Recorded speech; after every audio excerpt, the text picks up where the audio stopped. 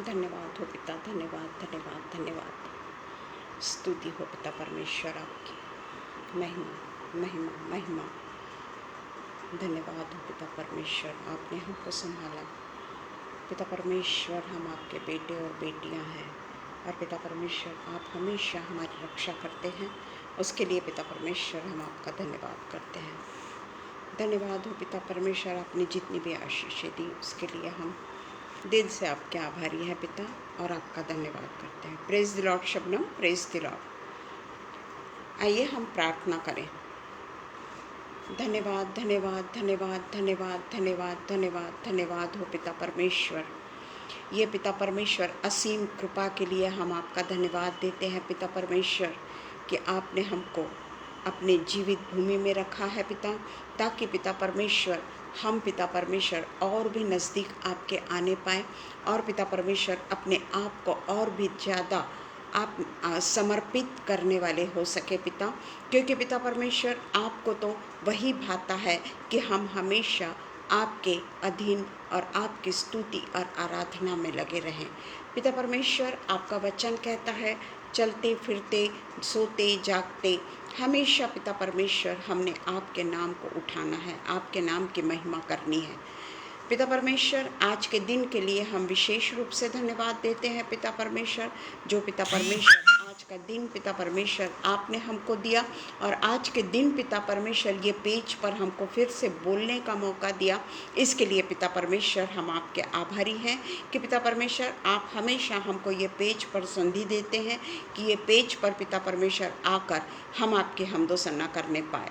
और पिता परमेश्वर ये पेज पर पिता परमेश्वर आने के लिए पिता परमेश्वर शबनम और अनुपम भैया सदैव पिता परमेश्वर हमें ये मौका देते रहते हैं कि हम पिता परमेश्वर ये पेज पर उपस्थित होकर आपके पिता परमेश्वर इनायतों का वर्णन कर सके, और पिता परमेश्वर आपका शुक्रिया अदा करने वाले हो सके, और आपके वचन में से सब लोग मिलकर पिता परमेश्वर आपके वचन को गहराई से समझकर उसका अध्ययन करने वाले हो सके।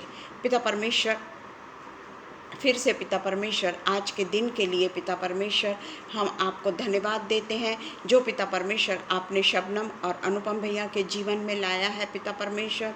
आज उनके पिता परमेश्वर मैरिज एनिवर्सरी को पिता परमेश्वर 28 ईयर्स हुए हैं, और इसलिए पिता परमेश्वर हम आपसे धन्यवाद रूपी बलिदान आपको चढ़ाते हैं पिता, कि इतने साल तक पिता परमेश्वर ये लोग पिता परमेश्वर आपकी सेवा में लगे रहे, और आपकी सेवा में लगे रहने के कारण ही पिता परमेश्वर आज आपने उनको ये उनके जीवन में एक पिता परमेश्वर ब्लेसेड और पिता परमेश्वर जॉयफुल दिन दिखाया है पिता परमेश्वर। उसके लिए पिता परमेश्वर हम आपके आभारी हैं, और वो परमेश्वर के वचन को बांटने के लिए और परमेश्वर के वचन को बोने के लिए पिता परमेश्वर अपने सिटी को छोड़कर पिता परमेश्वर दूसरे शहर में जाते हैं, और वहाँ से पिता परमेश्वर पूरे तरीके से आत्मिक उन्माद से भरकर जब वो वापस आते हैं, वही आत्मिक उन्माद पिता परमेश्वर लोगों के बीच में बटोरते हैं। और इसलिए पिता परमेश्वर आज आपने उनको ये पवित्र दिन दिखाया है पिता परमेश्वर, कि उन्होंने अपनी ज़िंदगी के तमाम पिता परमेश्वर खुशियाँ, दुख और जो भी संकट है पिता परमेश्वर, वो एक साथ पिता परमेश्वर उसका यीशु मसीह को सामने रखकर उससे पिता परमेश्वर लड़ा है। उसके लिए पिता परमेश्वर हम आपको आपके आभारी हैं, और पिता परमेश्वर उनके दोनों बच्चों को भी पिता परमेश्वर हम आपके सामने रखते हैं, जो पिता परमेश्वर आपने इनको पिता परमेश्वर एक पिता परमेश्वर जिम्मेदारी के रूप में इनको ट्रस्टी बनाया है पिता परमेश्वर। वो बच्चों को पिता परमेश्वर जैसे भी आपकी इच्छा है, वो बच्चों को पिता परमेश्वर आप अपने इच्छा के अनुसार और अपने आज्ञा में उनको बढ़ाते जाइए। फिर से एक बार पिता परमेश्वर ये दिन के लिए पिता परमेश्वर ये शुभ दिन के लिए हम ये दोनों को पिता परमेश्वर ब्लेस करते हैं, और दोनों को पिता परमेश्वर अपनी अपनी आशीर्वादें देते हैं, कि दोनों भी पिता परमेश्वर के चरणों में सदा पिता परमेश्वर मगन रहने वाले हो सके। सब कुछ पिता परमेश्वर जो हमारा पिता जो हमारी प्रार्थना को सुनता है, उसके नाम से मांगते हैं, सुनिए और कबूल करिए। आमीन पिता, आमीन आमीन। प्रेज द लॉर्ड मानिक जी, जय मसीह की, जय मसीह की। God bless you. Praise the Lord grace दीदी, बहुत खुशी हुई आपको देखकर। बहुत बहुत आप सबको, जितने भी यहाँ पर उपस्थित हैं, हर किसी को प्रेज द लॉर्ड। हर किसी को आज का दिन परमेश्वर के इनायत के लिए जो दिया गया है, और आप लोग सब जो हाजिर हुए हैं उन सब को हम यीशु मसीह के नाम से प्रेज द लॉर्ड करते हैं। ज़्यादा समय न लेते हुए हम अपने वचन पर जाएंगे। आज का जो वचन है वो है Satan's strategy against us. Satan's strategy against us, आज का ये विषय है। प्रेज द लॉर्ड नागेश भैया, प्रेज द लॉर्ड। उसके लिए सबसे पहले एक वचन हम पढ़ते हैं 2 कोरिन्थियंस का 2nd चैप्टर। 2 कोरिन्थियंस का 2nd चैप्टर पढ़ेंगे हम। उसमें हम 1 से देखते हैं वचन क्या बोलता है।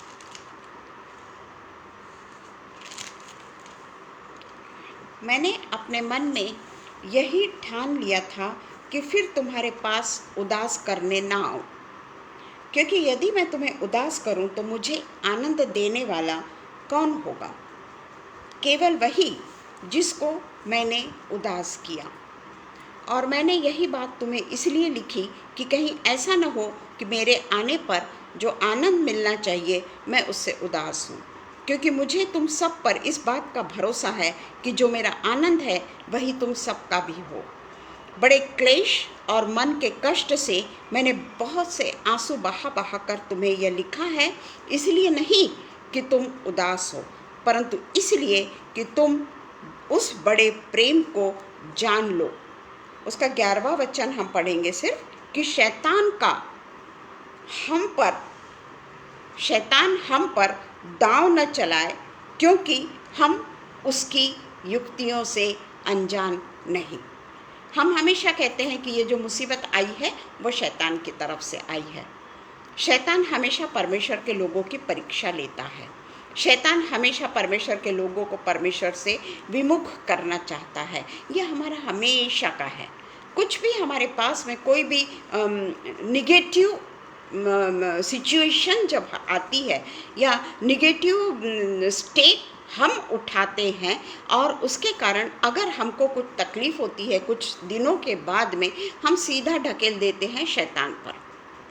यानी एक्चुअली देखा जाए तो हम शैतान को एंटरटेन कर रहे हैं, क्योंकि यहाँ पर परमेश्वर का वचन कहता है कि मैं अपने कारण दूसरों को उदास नहीं करना चाहता।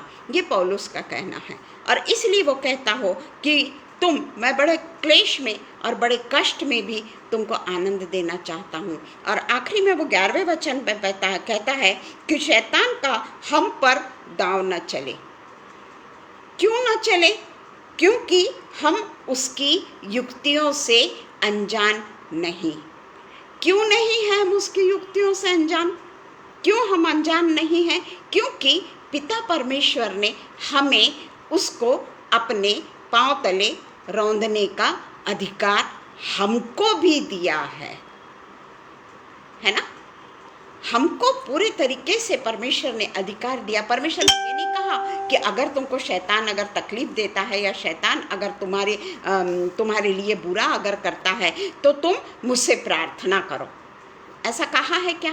प्रार्थना तो हमको करनी है, हमेशा प्रार्थना ये करनी है कि पिता परमेश्वर हम कोई भी शैतान की युक्तियों से अनजान नहीं।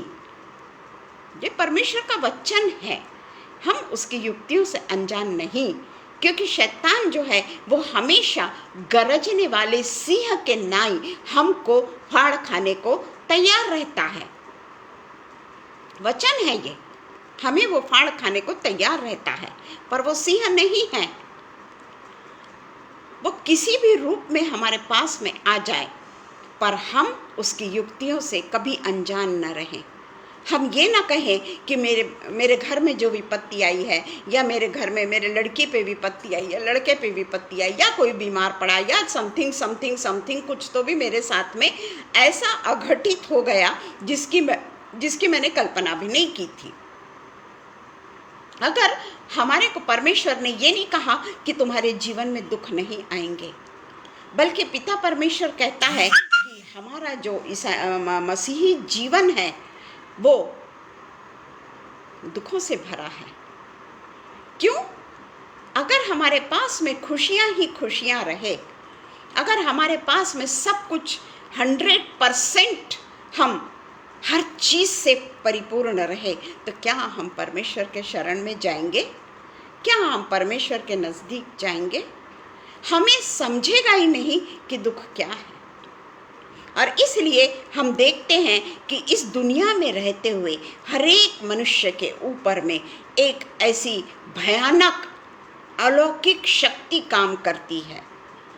अलौकिक शक्ति पर भयानक अलौकिक शक्ति, दुश्मन रूपी शक्ति, उसको हम क्या कहेंगे? अलौकिक शक्ति यानी परमेश्वर की शक्ति नहीं, ये अंधकार की शक्ति, ये हमको भयानक लगने वाली शक्ति हम सबको अपने अधीन रखना चाहती है, क्योंकि इस संसार में राज्य जो है वो शैतान का है। इसीलिए वो चाहती है कि वो शक्ति हमको संसार के चकाचौंध में, संसार के गलत राह पे और हमको अंधा बना के मूर्ख बनाती है, हमको अंधा बना देती है। ये सांसारिक चकाचौंध जो है ना, ये हमको गलत राह पर लेकर जाती है, हमको दुष्टता के मार्ग पर लेकर जाती है। देखिए, जब हम शॉपिंग के लिए निकलते हैं, है ना, जहाँ पर बहुत ज़्यादा लाइटिंग है या खूब सुंदर सजावट उन्होंने की है, बाहर से बड़ा कांच ही कांच है और पूरे अंदर में भी कांच ही कांच लगे हुए हैं, अलग अलग टाइप के सजावटी सामान से वो दुकान को सजाया गया है, तो हम वो दुकान के तरफ जल्दी आकर्षित होते हैं। हो सकता है उसके बाजू वाले दुकानदार ने इतनी चकाचौंध भरी रोशनी ना की हो, पर उसके पास में जो सामान मिलता है वो प्योर रहता है, या उसके पास में जो सामान मिलता है वो बहुत ही गारंटेड होता है। उसको चकाचौंध की ज़रूरत नहीं, क्योंकि एक बार हम चकाचौंध भरी दुनिया में ज़रूर चले जाएंगे, परंतु जब हमको उसका अनुभव अच्छा अगर नहीं आएगा तो हम वहीं पे जाएंगे जहाँ पर माल अच्छा मिलता है। उसी तरीके से अगर हम शैतान की राह पे चलते हैं, जो हमको गलत राह पे लेकर जाता है, पर काहे में चला कर लेके जाता है? चकाचौंध भरी दुनिया में लेके जाता है, जो हमको अंधा कर देती है, हमको रास्ते से भटका देती है, हमको मूर्खतापूर्ण व्यवहार करने के लिए गलत दिशा में वो हमको मोड़ देती है। और इसलिए हम देखते हैं कि शैतान में, ये जो इस बाइबल में हमको शैतान या दुष्ट व्यक्ति किस रूप से परमेश्वर ने संबोधित किया है, क्या क्या कहा है शैतान को। बहुत सारे शैतान को शब्द दिए गए हैं, पर हम अभी कुछ शब्दों को देखेंगे कि शैतान को किस किस रूप से परमेश्वर ने अपने पवित्र बाइबल में उसका वर्णन किया है। सबसे पहले हम देखेंगे रेवल्यूशन 12:9। उसमें संसार को भरमाने वाला कहा है। शैतान को कौन सी संज्ञा दी गई है? संसार को भरमाने वाला। उसको हम पढ़ेंगे नहीं, चाहे तो आप बाद में पढ़ लीजिएगा।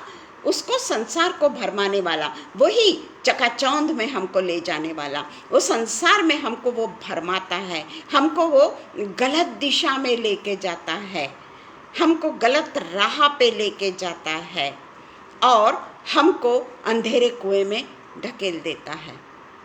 हमारे जीवन में भी हम देखते हैं कई ऐसी मुश्किलें हमारे पास में आती है, और वो मुश्किलों में जब हम घिर जाते हैं या मुश्किलों का सामना हम नहीं कर सकते, हम रोने लग जाते हैं, हम परमेश्वर को कोसने लगते हैं, शैतान इमीडिएटली हमारे पास से भाग जाता है। वो हमारे साथ में बना नहीं रहता।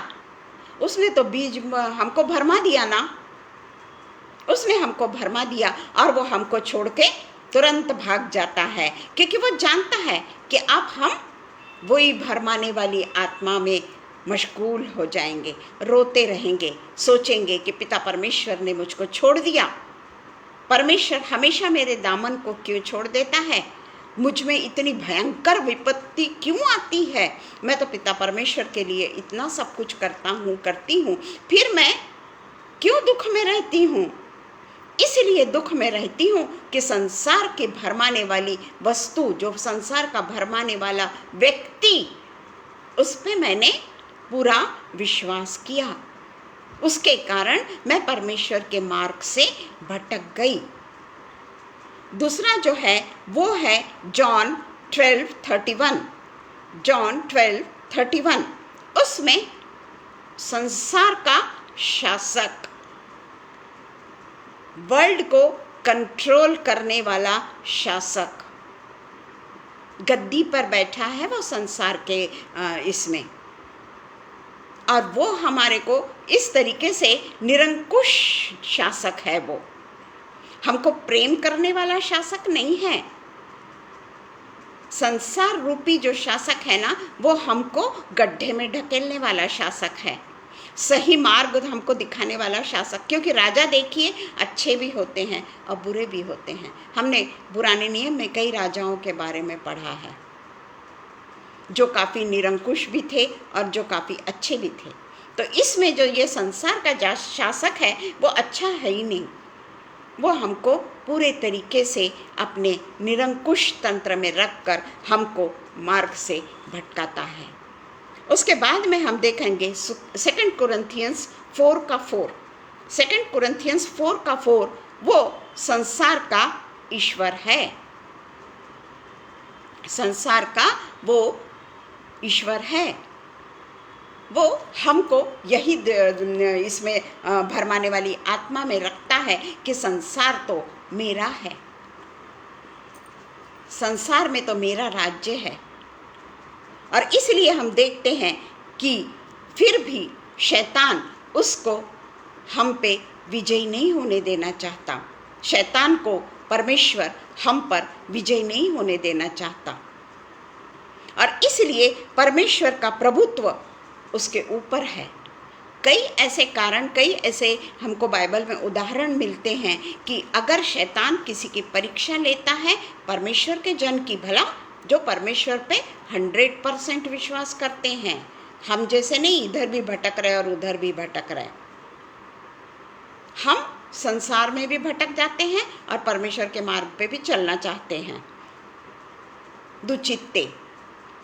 परंतु ऐसे लोगों को परमेश्वर उनकी मदद करता है जो परमेश्वर के बहुत निकट है और परमेश्वर के इजाज़त के बगैर वो कोई काम नहीं करते, परमेश्वर को खुश रहने वाले काम करते हैं, अच्छे कार्य करते हैं। तो परमेश्वर की अनुमति के बगैर शैतान उनके जीवन में काम नहीं कर सकता।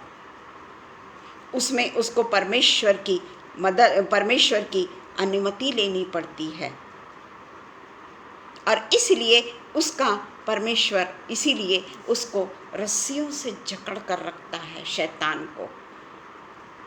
और एक बार परमेश्वर ने पतरस से भी कहा, लूका 22:31 में भी परमेश्वर ने पतरस को आगाह किया। परमेश्वर ने पतरस को आगाह किया और उससे कहा, लूका 22:31 में परमेश्वर उससे कहता है कि यीशु मसीह उससे कहते हैं कि पतरस के इनकार की भविष्यवाणी के समय की बात है ये, जब पतरस का इनकार जो पतरस कर रहा था उस समय की बात है ये। 31 में लिखा है, हे शमौन, देख शैतान ने तुम लोगों को मांग लिया है, तुम लोगों को 12 को मांग लिया है कि गेहूं के समान फटके। इतना तुमको तकलीफ दे। जब हम गेहूं को फटकते हैं उसमें से कचरा बाहर निकलता है, अच्छा गेहूं बाजू में निकल जाता है, वो गेहूं के समान तुमको फटकेगा। परंतु मैंने तेरे लिए विनती की, पतरस का कहता है यीशु मसीह, परंतु मैंने तेरे लिए विनती की कि तेरा विश्वास जाता न रहे। वो कहता है पतरस कि हे प्रभु, मैं तेरे साथ बंदी गृह पे भी जाने को तैयार हूँ, मैं तेरे साथ मरने को भी तैयार हूँ।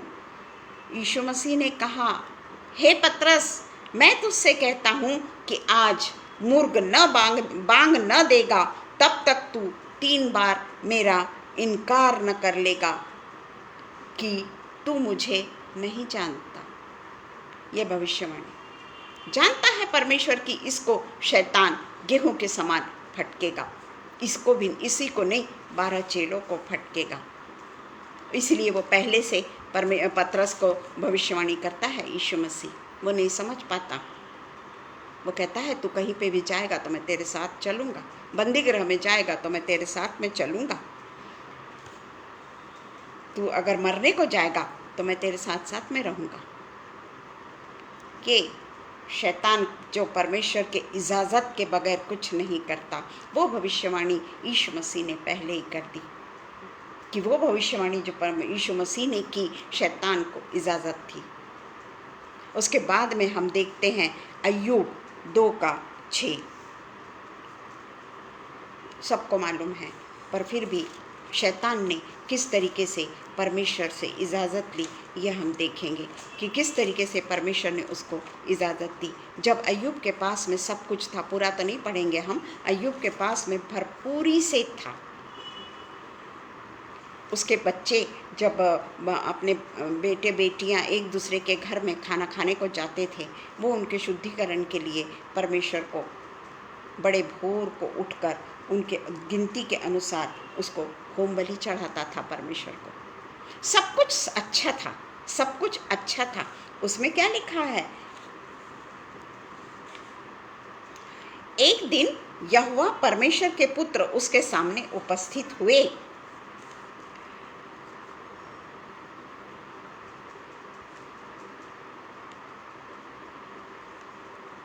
और उनके बीच शैतान भी आया। यहोवा ने शैतान से पूछा, तू कहाँ से आता है?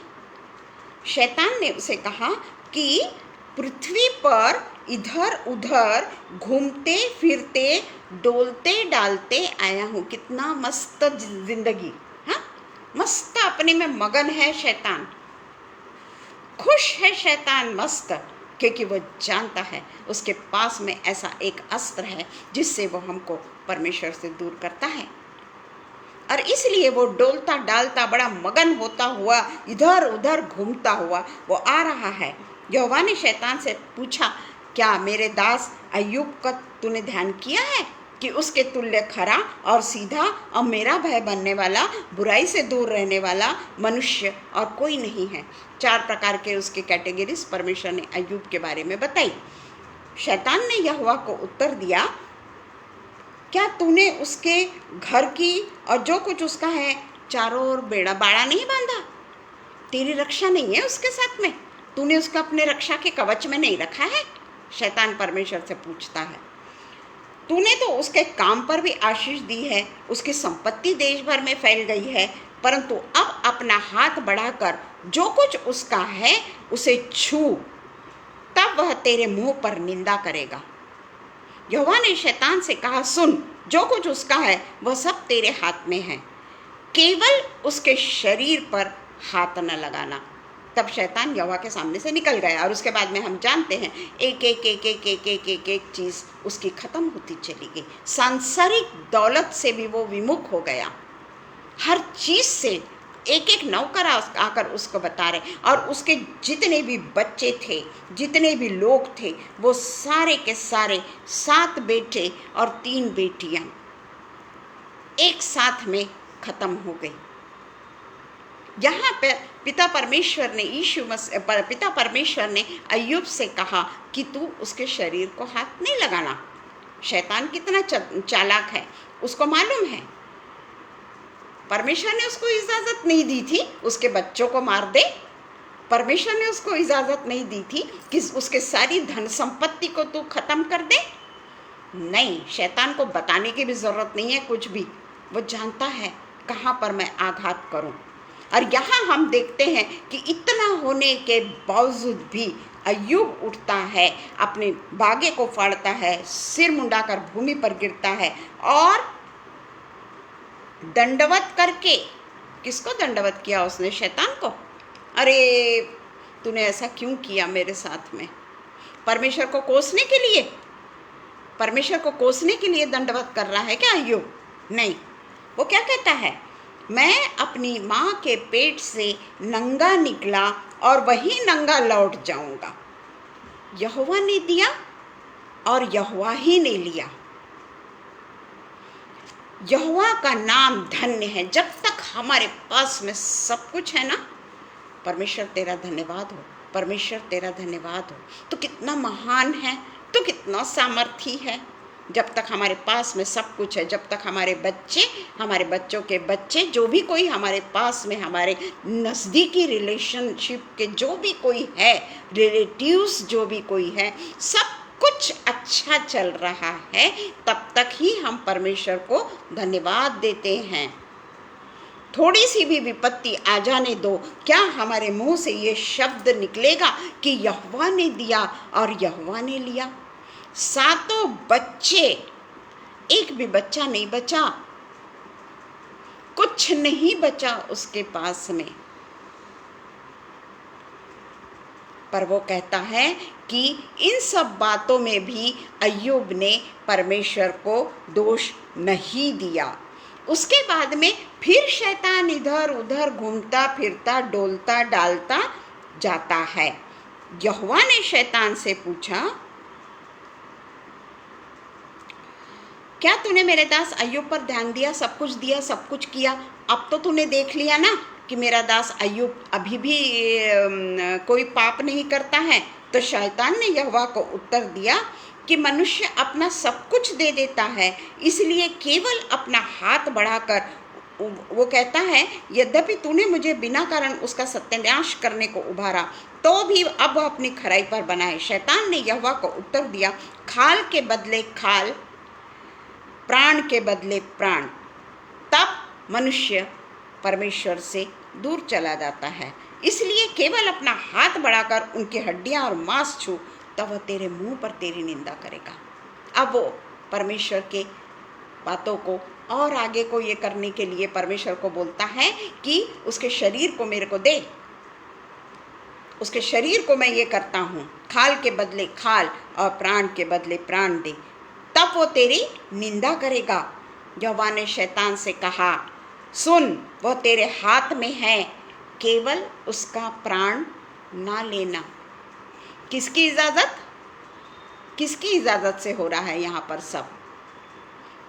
परमेश्वर की इजाज़त है शैतान को कि ठीक है, उसको दे दुख, तू खाल के बदले खाल ले ले, मांस के बदले मांस ले ले, हड्डियों को तू उसके पूरे वो कर दे, पर तू उसके प्राण को नहीं छूना। यहाँ पर अय्यूब को क्या मालूम है क्या? आप ऐसा कह सकते हैं या मैं ऐसा कह सकती हूँ क्या कि अय्यूब को मालूम था? परमेश्वर ने उसको सब कुछ पहले ही बता दिया था कि ऐसी ऐसी मैं तेरी शैतान के द्वारा परीक्षा लूँगा। उसको मालूम था क्या? नहीं मालूम था।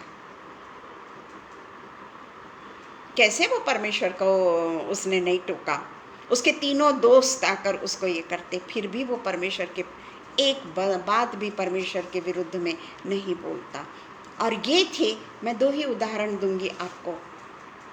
परमेश्वर के इजाज़त के बगैर शैतान कुछ नहीं कर सकता। क्यों? क्योंकि वो धार्मिक लोग थे, धार्मिक थे, वो परमेश्वर के साथ में चलने वाले लोग थे वो, और इसलिए परमेश्वर ने उसको इजाज़त दी और अय्यूब परमेश्वर के मार्ग से नहीं भटका। पर कई बार शैतान जो है वो संसार का सरदार होने की वजह से परमेश्वर के लोगों को परीक्षा में डालता है वो परमेश्वर के लोगों को परीक्षा में। मेरे ख्याल से, मेरे को ऐसा लगता है कि जो थोड़े से अविश्वासी हो जाते हैं ना, परमेश्वर पे थोड़ा सा अविश्वास करने लग जाते हैं ना, शायद शैतान उनकी परीक्षा लेता होगा। क्योंकि परमेश्वर के जन जो परमेश्वर पे 100% विश्वास करते हैं, उसको तो परमेश्वर ही इजाज़त देता है। तो इस तरीके से हम देखते हैं परमेश्वर के लोगों को टेम्प्ट करता है, टेम्पटेशन में डालता है ना। टेम्पटेशन में डालता है ना, मालूम है उसको, परमेश्वर को या शैतान को अच्छे से मालूम है कि मैं किस चीज़ की लोभी हूँ। सोना, चांदी, रुपया, पैसा, गाड़ी, बंगला, हमारे संसार की हर चीज़ों के प्रति हम लोभी हैं। कम से कम हमारे पास में हम बर्दाश्त ही नहीं कर सकते। कार के नीचे हम अपने पैर को उतारना ही नहीं चाहते। अच्छे अच्छे वस्त्र को पहने बगैर, चकाचौंध करने वाले वस्त्रों को पहने बगैर, मैचिंग पहने बगैर, मैं भी करती हूँ, हम कहीं नहीं जाते। ये क्या है? ये संसार की अभिलाषा है, क्योंकि अगर मैंने एक साड़ी खरीदूं तो उसके साथ में मेरे को सब चीज़ें भी लगेगी ना। मैं क्या परमेश्वर के ऊपर इतना ध्यान देती हूँ क्या? हर चीज़ में मैं परमेश्वर को धन्यवाद करती हूँ क्या? चलते फिरते, सोते जागते, काम करते करते क्या मैं कभी संसार की बातों को नहीं सोचती क्या? या मेरे बच्चों के बारे में नहीं सोचती क्या? या मेरे किसी के भी, हमारे घर में जितने भी लोग हैं, कोई बीमार है, मैं उसी के लिए सोचती रहूँगी, मेरे प्रियजन के लिए। मैं परमेश्वर से मांग चुकी हूँ, प्रेयर कर चुकी हूँ कि परमेश्वर उसको तू ठीक कर दे। फिर भी मेरे मन में चिंता, कहीं उसका सिर तो नहीं दुख रहा होगा, कहीं उसको तकलीफ तो नहीं हो रही होगी, कहीं उसको चक्कर तो नहीं आ रहा होगा। ये किसके तरफ से है भाई? किसके तरफ से है ये? परमेश्वर के तरफ से नहीं है। हमने तो मांगा है ना परमेश्वर से, फिर विश्वास क्यों नहीं किया? तो उन लोगों के लिए जो टेम्पटेशन है, वो परमेश्वर के विश्वास जो थोड़ा होता है ना हमारे पास में, उससे हमको वो पराजित करता है। यहाँ पर एक और उदाहरण जो है वो है, हम सबसे पहले उदाहरण जो है वो हम देखेंगे क्रूस पर, जिनको यीशु मसीह को जब चढ़ाया गया तो 12 चेलों ने क्या किया? वो तो उसके साथ में रहते थे, 3.5 साल वो परमेश्वर के साथ, यीशु मसीह के साथ में रहे। सारे आश्चर्य कर्म, बड़े से बड़े आश्चर्य कर्म उन्होंने देखी। क्या नहीं देखा उन्होंने परमेश्वर के, यीशु मसीह के साथ में रहते हुए? पर उन्होंने क्या किया? अभी यहाँ पे पौलुस को परमेश्वर, यीशु मसीह ने कहा कि तेरे को शैतान गेहूं के समान फटकने पर है, तू मेरा 3 बार इनकार करेगा। यीशु मसीह ने उसको बतलाया, फिर भी पतरस ने उसी समय, यीशु मसीह क्रूस पे ही थे, यीशु मसीह की मृत्यु उस समय नहीं हुई थी, उसने उसका 3 बार इनकार किया। और यीशु मसीह ने उसको पलट के देखा, उसको याद आया और वो रोया। रोने के बाद में भी उसने पश्चाताप नहीं किया। वहाँ पे भी शैतान ने उसको नहीं छोड़ा। और वो 11 के 11 चेले, पता चला यीशु मसीह पुनरुत्थित हो चुके हैं, तो भी उन्होंने डर के मारे अपने कमरों को बंद करके रखा। यीशु मसीह जो उस समय परमेश्वर पूरे तरीके से मृत्यु को जीत के आए, और वो उनके घर में बंद कमरे में जाते थे, उनको दर्शन देते थे, उनको बताते थे, जो जो चमत्कार उन्होंने पहले किए वो सारे चमत्कारों को रिपीट करते गए यीशु मसीह। फिर भी ये लोग बंद कमरे में बंद रहे। आप अच्छे से जानते हैं यहूदा इस्करियोती, वो भी 12 चेलों को जब चुना गया तब यहूदा इस्करियोती को चुना गया। उसने क्या किया? क्या वो परमेश्वर से माफ़ी मांगा? क्या उसने परमेश्वर को कहा कि पिता मुझसे बहुत बड़ी गलती हो गई, तू मुझे माफ़ कर दे? उसे परमेश्वर माफ़ करता। परमेश्वर किसी का बदला नहीं लेता। उसने माफ़ी नहीं मांगा। उसने क्या किया? उसने आत्महत्या की। किसके द्वारा, किसके बहकावे में आके कर रहे हैं ये लोग सब?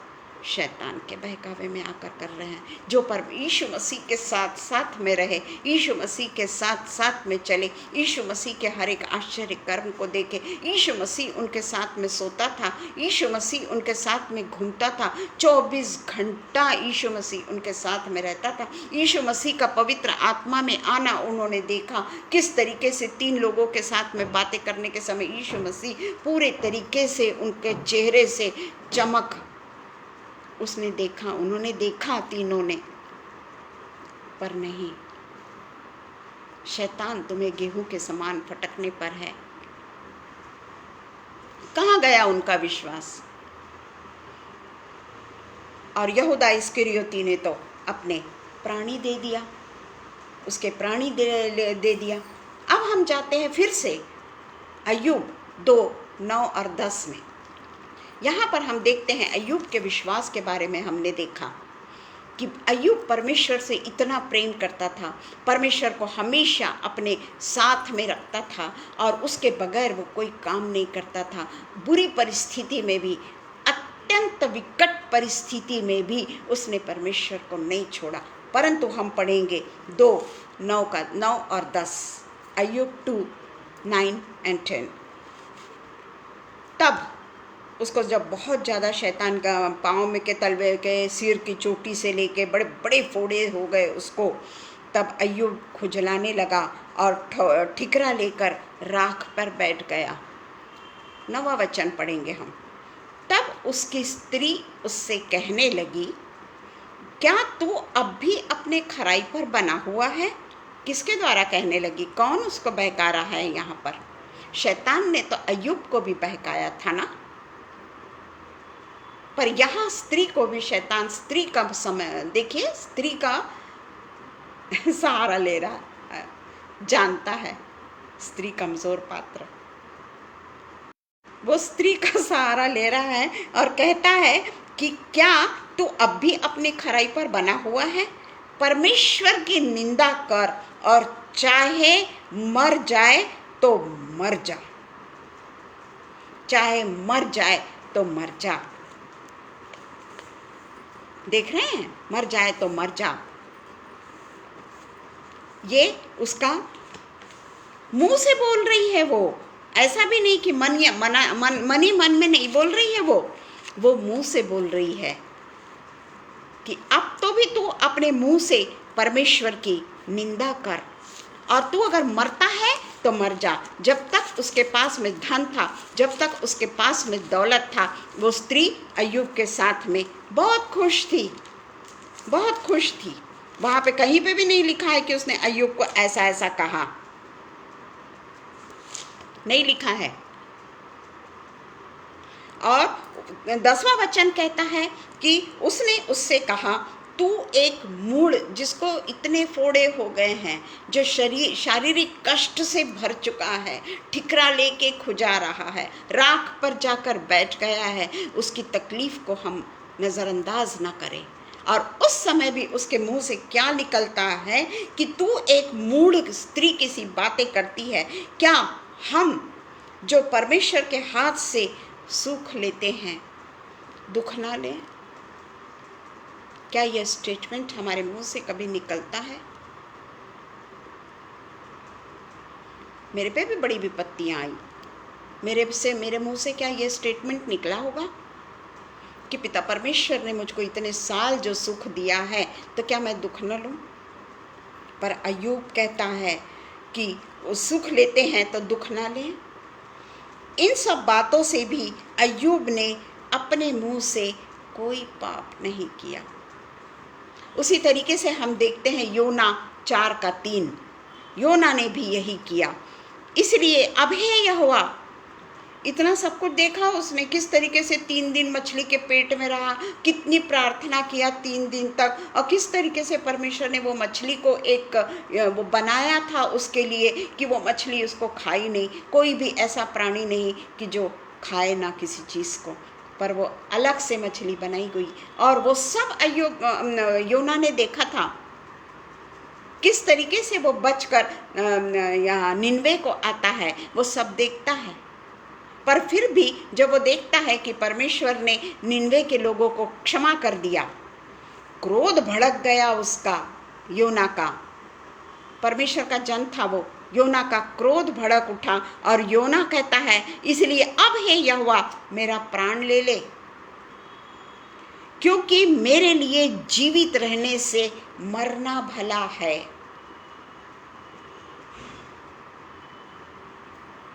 ये सब शैतानी काम, ये सब शैतान का बहकावा।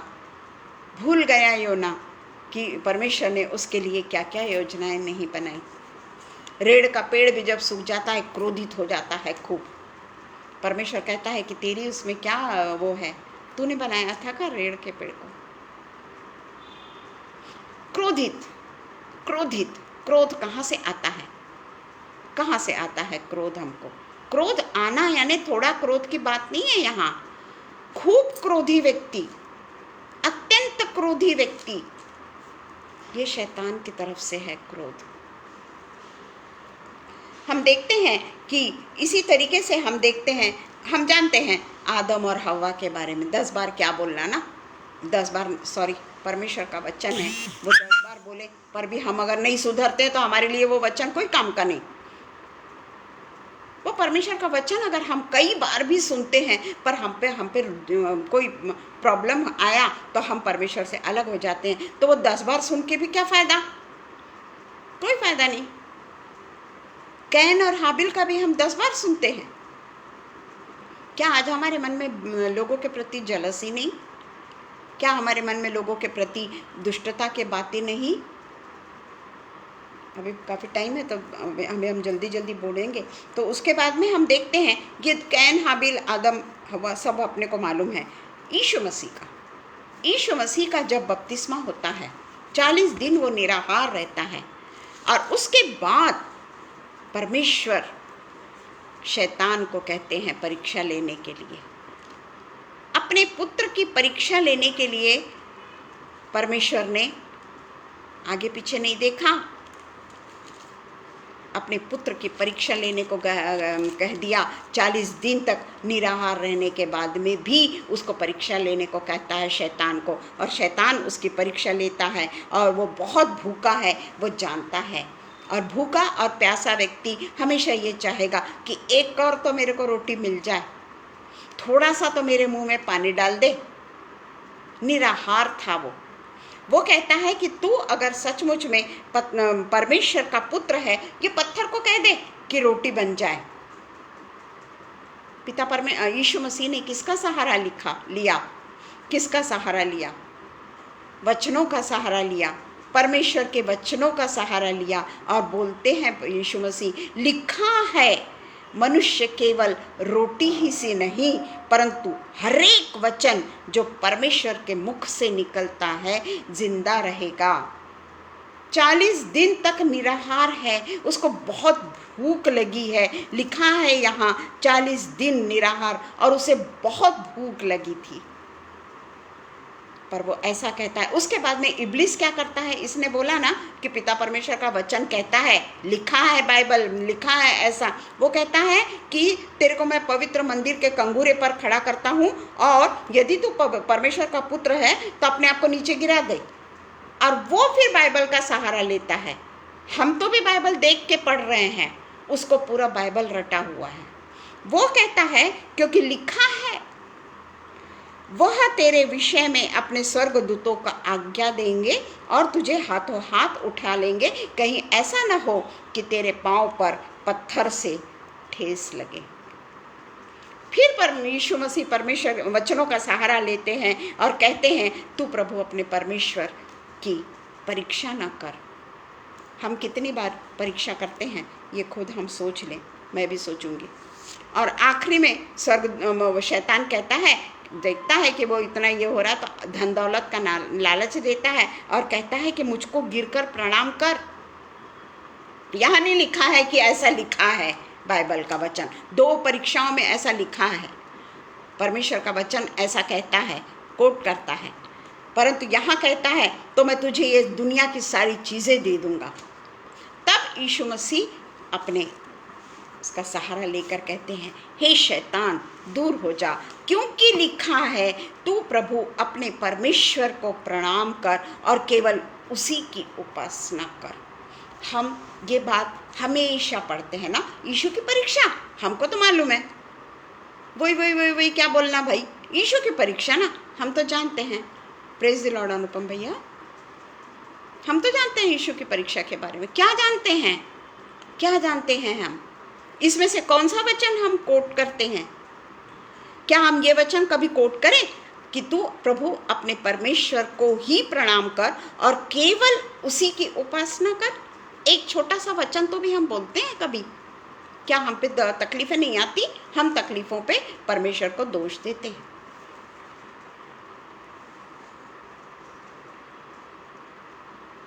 हम जानते हैं कि जब यशाया 14:12 में हम देखते हैं कि किस तरीके से शैतान, जो परमेश्वर का भोर का चमकता हुआ तारा था, भोर के चमकते हुए तारा था और सबसे प्रिय स्वर्गदूत करके उसको माना गया था, परंतु उसको घमंड आ गया। घमंड जो हमको बहुत ज़्यादा है, हर चीज़ का हम घमंड करते, थोड़े अच्छे दिखे उसका घमंड करते, थोड़े पैसे वाले हो गए उसका घमंड करते, और पैसे वाले होने के बावजूद भी हमको चाहिए रहता, और दे और दे और दे और दे। हम संतुष्ट नहीं होते। ये खुद हम अपने मन से पूछ ले कि क्या हम संतुष्ट हैं? 14:12 से हम अगर पढ़ते हैं, हे भोर के चमकने वाले तारा, तू कैसे आकाश से गिर पड़ा है?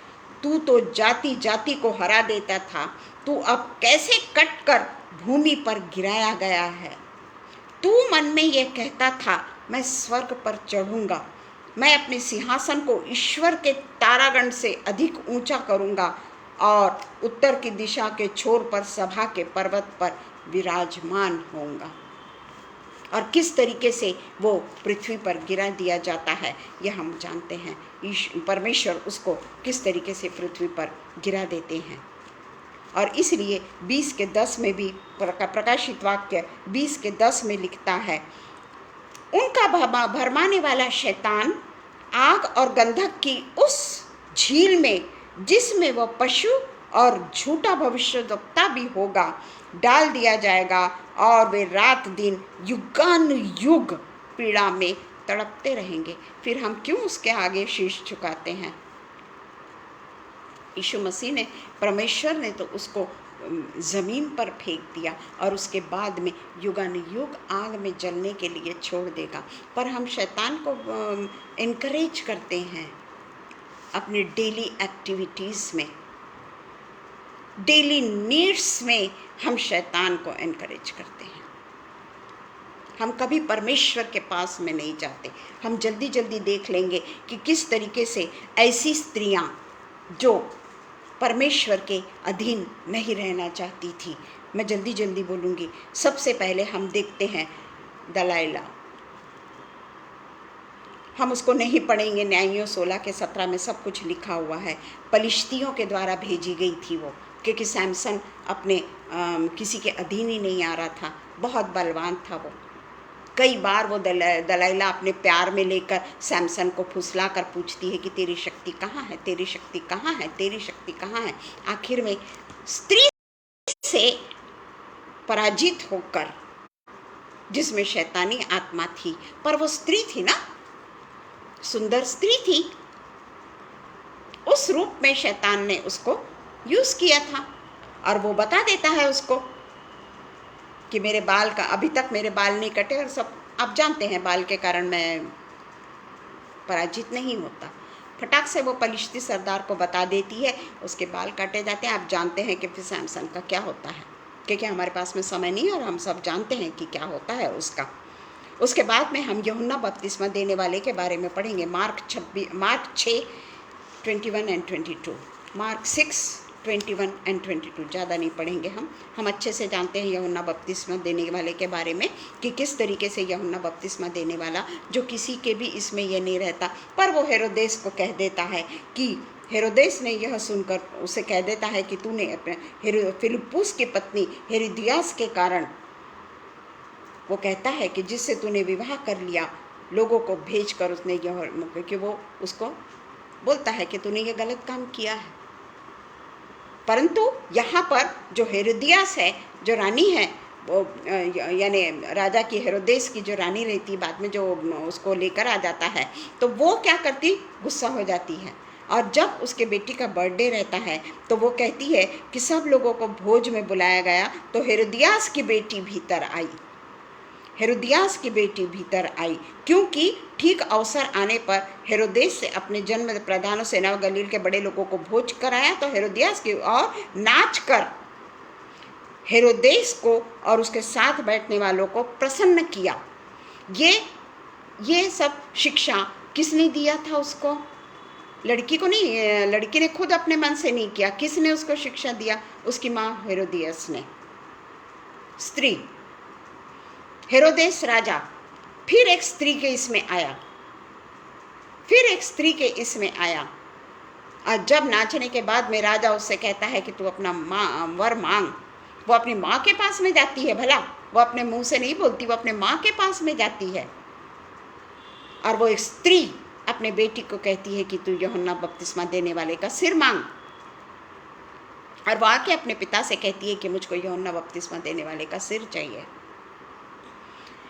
एक स्त्री के कारण हेरोदेस जो है वो फिर से पाप करता है। सैमसन ने पाप करा स्त्री के कारण,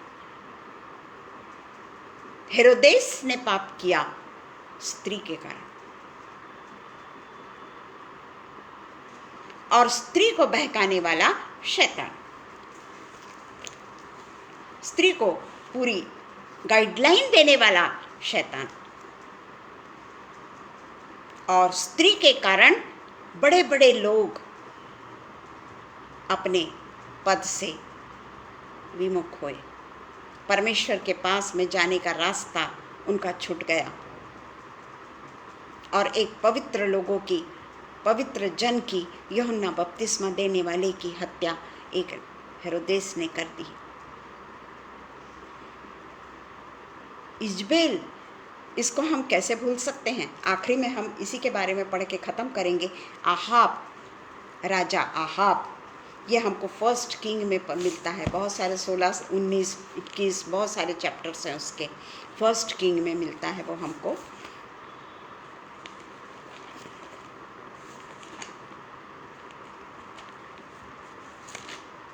हाँ, इजबेल का हम जानते हैं कि किस तरीके से आहाब को हमेशा एलिय्याह बचाता है।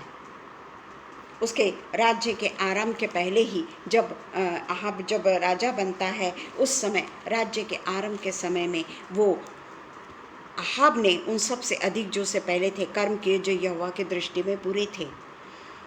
उसने न तो नबात के पुत्र यारोबामा के पापों से चलना हल्की बात जानकर सिदोनिया के राजा एदबाल की बेटी इजबेल से विवाह कर लिया, जो बाल देवता की उपासना किया करती थी। और उसके बहकावे में इजबेल शैतान द्वारा नियुक्त की गई स्त्री, उसके बहकावे में आकर वो भी बाल देवता की पूजा करने लग जाता है। और किस तरीके से वो बाल की उपासना करता है, बाल देवता का भवन बनाता है, उसको दंडवत करता है, सब कुछ करता है। उसके बाद में हम देखते हैं एलिय्याह और बाल के पुजारियों के बारे में कि किस तरीके से आग लगाने की बात होती है। बाल के पुजारी पूरे अपने आप को पूरे तरीके से लहूलुहान कर लेते हैं, लहूलुहान कर लेते हैं। क्या क्या नहीं करते हम सब जानते हैं, वो लोग क्या क्या नहीं करते आग लगाने के लिए, पर नहीं लगती आग। उसके बाद में एलिय्याह अकेला रहता है, कई 4 घड़े पानी भर भर के होम बलि पशु बलि पे सब पे लकड़ी पर डालते जाता और जल पूरे वेदी से बहने लग जाता। पर हम अच्छे तरीके से जानते हैं कि उसी में आग लगती है। ये सब कुछ आहाब ने देखा है, ये सारे आश्चर्य कर्म आहाब ने देखा है कि बाल देवता कुछ नहीं कर सका और परमेश्वर ने क्या किया। उसके बाद में अकाल की समाप्ति का समय आता है। अब वहाँ पर भी आहाब है और आहाब को ये खाने पीने के लिए चला गया और वो समुद्र पे चढ़ के सब जगह देखकर एलिय्याह जान जाता है। छोटा सा बादल देखता है वो, ऐसा भी नहीं कि खूब घनघोर बादल आ गए, खूब बिजली चमक रही है और खूब बादल गरज रहे हैं, वैसा भी नहीं। छोटे से बादल को देखकर वो अपने उसको भेजता है और कहता है कि तू जल्दी से जा, भारी वर्षा होने वाली है। और आहाब अपने सवारी पे बैठकर यिज्रेल को जाता है और कमर बांधकर आहाब के आगे आगे यिज्रेल को दौड़ता चला गया। ये सारे आश्चर्य कर आहाब ने देखा।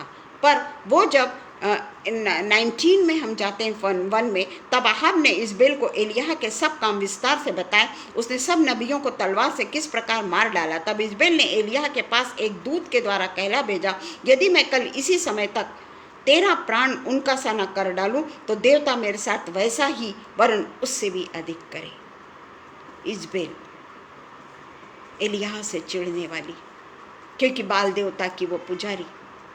इज़बेल जो शैतान का शस्त्र बन गई। शैतान उसको किस तरीके से मोड़ता चला गया। और इसके अंत के बारे में, राजा के अंत के बारे में हम पढ़ेंगे, आहाब के अंत के बारे में हम पढ़ेंगे। पहला राजा 22:35 से 38, उसमें देखो लिखा हुआ है कि परमेश्वर किस तरीके से भविष्यवाणी करता है। आहाब और इज़बेल कैसी मृत्यु को मरेंगे, आप पढ़िएगा घर में। अब यहाँ हम केवल इतना ही पढ़ेंगे, पहला राजा 22:22, 35 to 38।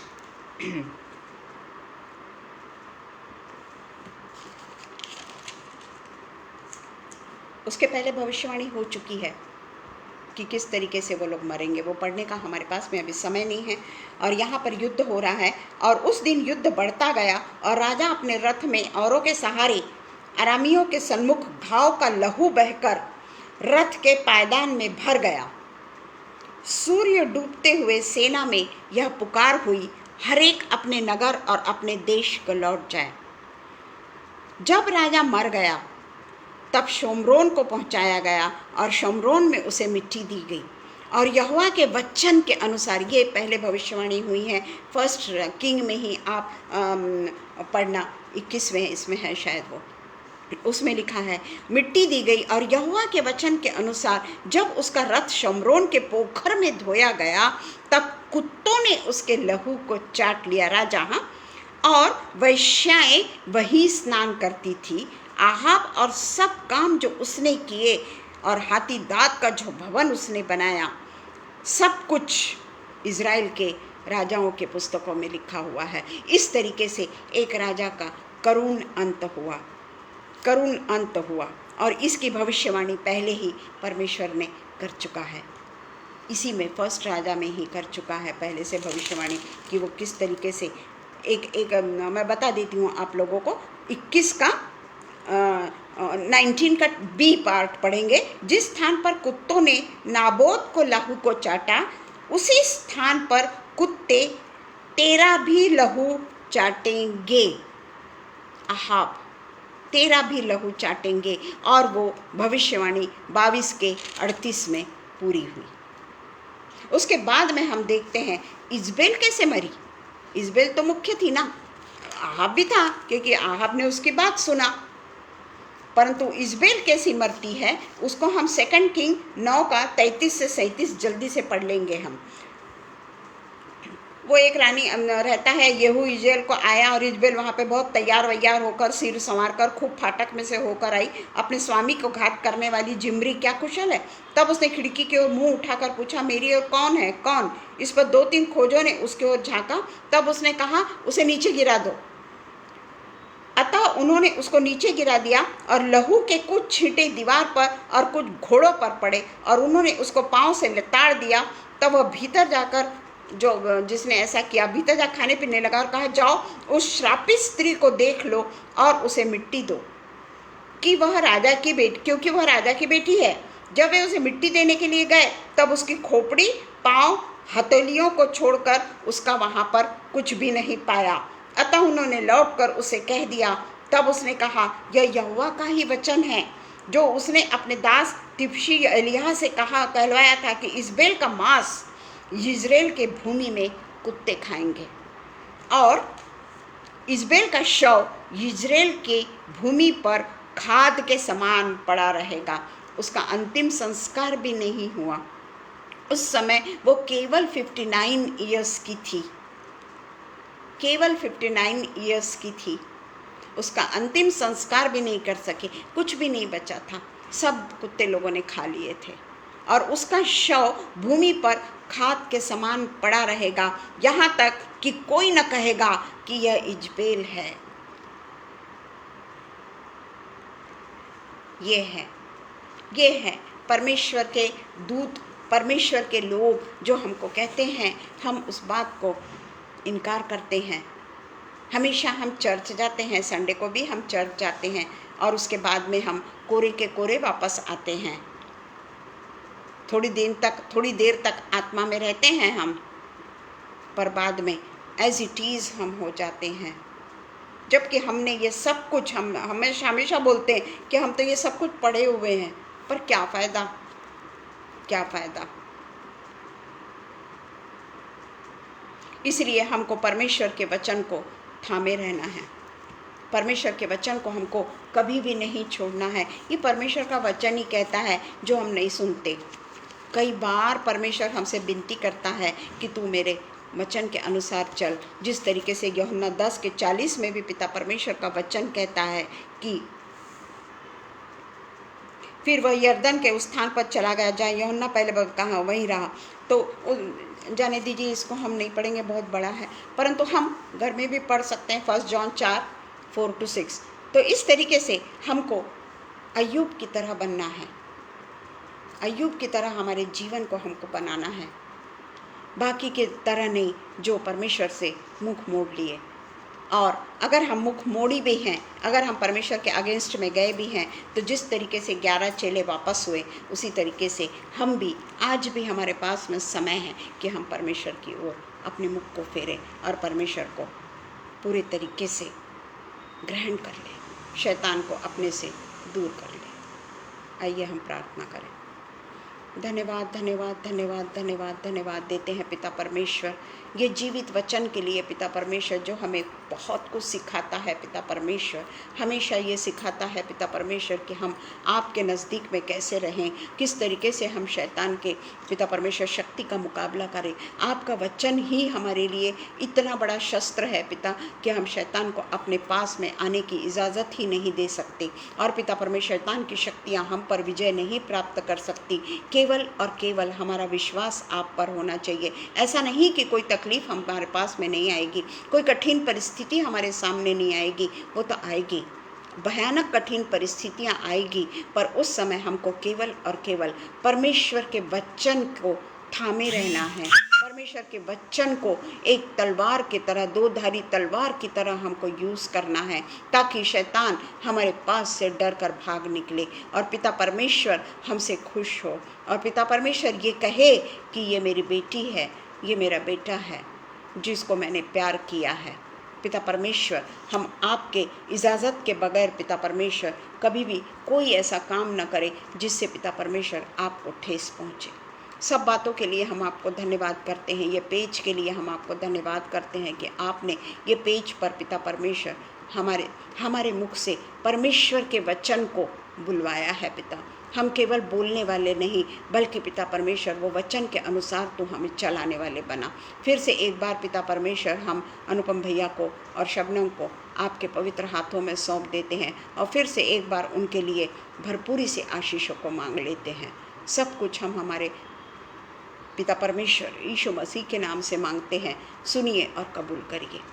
आमीन पिता, आमीन आमीन। प्रेज द लॉर्ड सबको, प्रेज द लॉर्ड अक्का, सबको प्रेज द लॉर्ड। जितने भी यहाँ पर उपस्थित हैं उन सबको मैं परमेश्वर के नाम से, परमेश्वर आप सबको आशीष दे और पिता परमेश्वर के वचन के अनुसार हम हमेशा शैतान की ताकतों का यीशु मसीह के लहू के द्वारा उसका हम पूरे तरीके से उसको हम ख़त्म कर दें और केवल परमेश्वर के वचनों के अनुसार हम उसको भगाने वाले हो सके। Praise the Lord, God bless you, praise the Lord, आमीन।